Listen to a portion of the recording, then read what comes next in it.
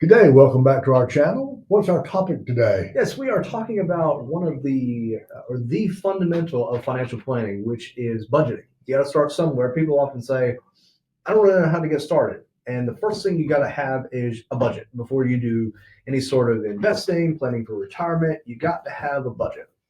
Now, let's go over the basics here really quick because this is where people get confused. Well, two things. First of all, a budget is there not necessarily to regulate your spending, although if you're a spender, it can be used to do that.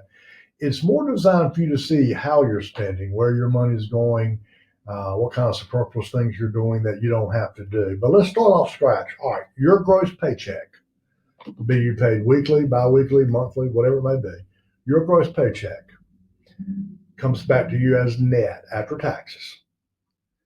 You should have your retirement already taken out. After your retirement is taken out, you should have your tithe taken out. If you don't go to a church, then send it to a charity, but you got to give something away. Next thing you do is you take out 10% for savings.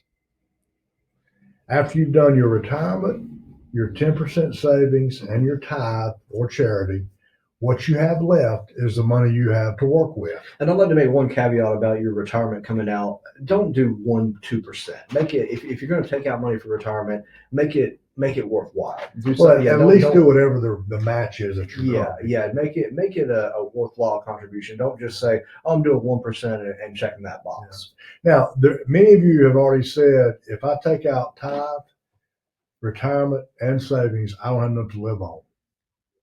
I'm going to disagree with that. You may not have enough to live on like you want to live, but if you are paying dues to the golf course, to the pirate club, Wolfpack Club, whatnot, if you're spending money foolishly, then yeah, you can.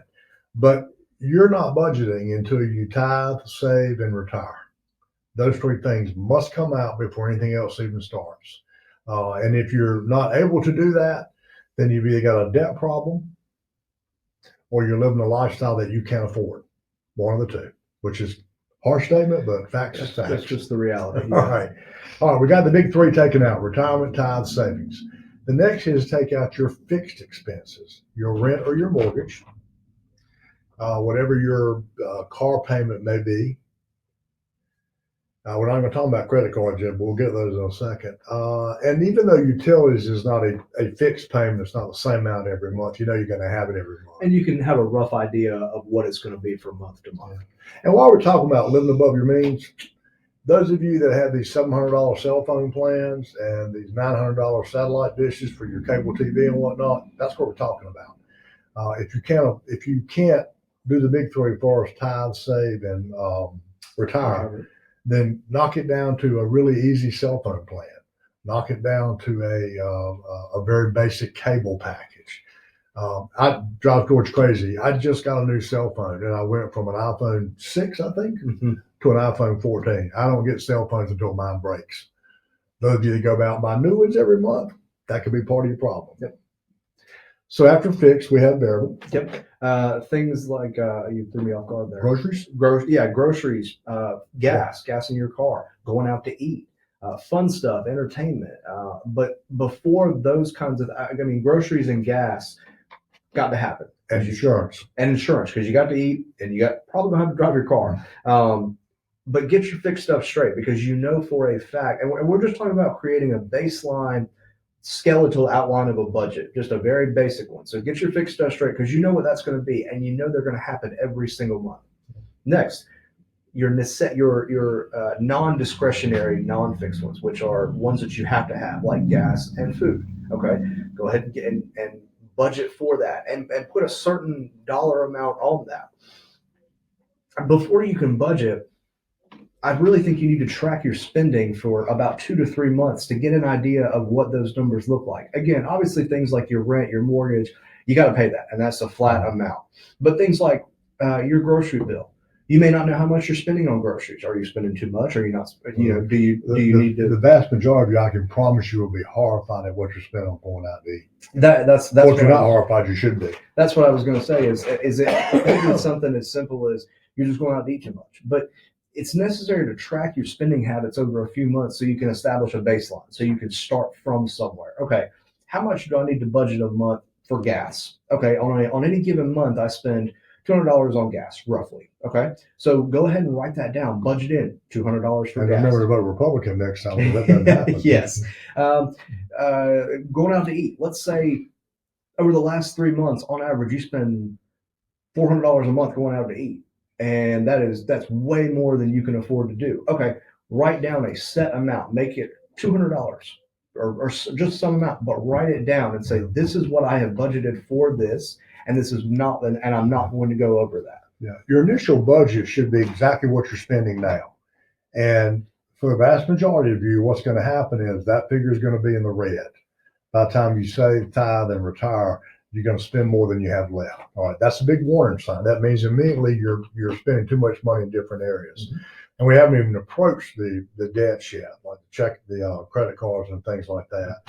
So just for fun, when you get home tonight, or home right now, probably, I doubt you're listening to this driving, write down 10% to savings, 10% tithe, 6% to your retirement, and then run your expenses out and see how far off you are. Now, let's assume you do that and you're $400 in the hole every month. Now, a lot of you will be worse than that. Let's say $1,000 in the hole every month. You have two choices. You can trim your budget, or you can keep going like you are now, and when you retire one day, you're going to live on Social Security, and that's it. Probably the vast majority of you are paying, and I don't mean to be talking so condescending, but this is the biggest issue we have with financial planning. People come into our offices, and they're making a good living, and they're in terrible debt because of their budgeting. You do not have to have the best seats at the football game. You do not have to be in the country club. You don't have to drive a new car every other year. You do have to be able to pay your bills. You do have to be able to retire one day. You should be giving money back to the Lord or to a charity. What's the phrase we use that's so bad? I know, instant gratification. Yes, it is. That's one of the biggest issues we run into is that people say, I got to have this thing right now. I want this thing right now, instead of I can have it 3 years from now, or I can have it 6 months from now and be in much better shape. But we run into it a lot where people just don't think like that. And so by taking these steps, by having this automatic stuff coming out, savings, tithe, retirement, you're taking care of your big three things. And then from there, what you have left is what you can spend. But it all starts with writing this stuff down, writing down what you're doing right now, and finding the hole, finding the leak, and figure out, okay, where can I cut? Where can I cut back some fat? Where can I take from that I'm in the black? You have to have two things. You have to be on the same page, you and your partner, spouse, whatnot. And the other thing is you have to have the intestinal fortitude to be honest with yourself. Again, if you're $1,000 in the hole every month, if you do the big three, then you have two choices. Choice one is to say, obviously, I can't do the big three. That's a bad choice. Choice two would be, I have to do the big three. Where can I go in and cut this back? Do I need to go out to eat less? Many of you probably eat out lunch every day because of work. Take a sandwich. Nothing wrong with that. Lots of people take sandwiches. We do sometimes. I mean, there's nothing wrong with that. Many of you probably have cell phones or cable bills that are $300, $400, $500 a month that you can't afford. So ask yourself realistically: are you really being smart with your money? Because every year that you're not paying attention to this is 1 year less of compound interest, 1 year less of retirement. So again, it sounds like we're harping at you, don't mean to be. If you have a problem with this, give us a call at 252-746-6785. In 38 years, I have never seen a budget we couldn't fix.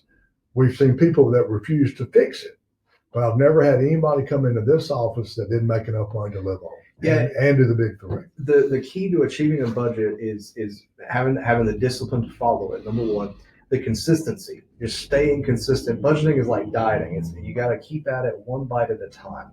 And a lot of times it's not any big major overhaul changes. It's just little changes to your spending habits here and there that add up over time. But again, the biggest thing is having the discipline to do it and the consistency to keep up with it. That's the thing people struggle with is they deviate from it 1 month and they never get back on track. There's nothing wrong with deviating because you're going to do that.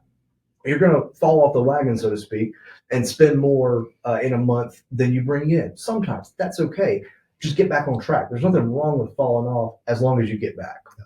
Anyway, if we can help you again, we'd love to. We're pretty good at budgeting. Give us a call, 252-746-6785. Appreciate your time. Hope you enjoyed the video, and we look forward to visiting with you in the future. Thanks so much. Y'all have a good one.